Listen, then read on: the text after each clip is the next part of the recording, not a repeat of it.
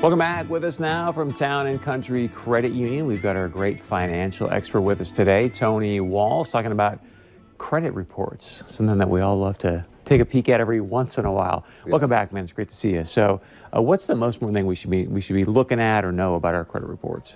I think the main thing is to once a year at least to go over that and see what's on there. I was talking to a group of high school students on Friday, give talks about what's a credit score, what goes into it, all the fun things. And it's basically like a first-time homebuyers class to that kind of level.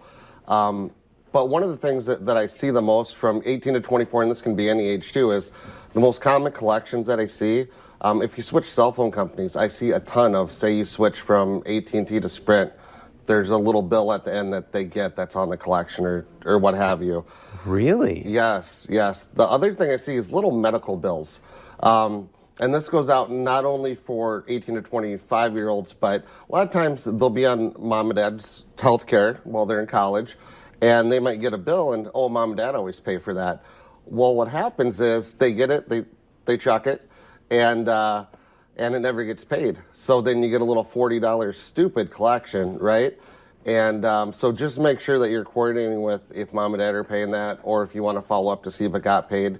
A lot of little medical collections, and a collection can drop you 60 points like that, even a little stupid one. So if you're looking for a car or something, instead of paying 4%, you could pay 10. So it's really important that we keep an eye on those things. So no matter if it's like AT&T, Verizon, or a medical thing, if it's even $40, $20, a collection is a collection, and it dings you. It could be 40, it could be 400. So you know, I see that a lot. I was with a member, and they had two of those similar collections, and they were, I think, in their 40s. And it dropped them literally like 80 points. And they were two goofy little collections. So now they got to take care of and wait for the credit score to update. So let's say you call in, you get it taken care of. Is that updated now simultaneously? Is it a 30-day turnaround? Like how fast? It usually takes at least 30 days for that to update on the credit report. Those things don't happen overnight. And I have people that come in and God bless them, like, oh, I just paid this yesterday, so my credit should be better. Well, it's not an instant thing.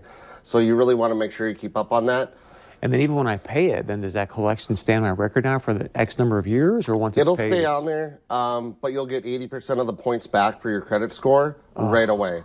So it does stay on there. As a lender, I look at that. If it's taken care of, I'm pretty much okay with it.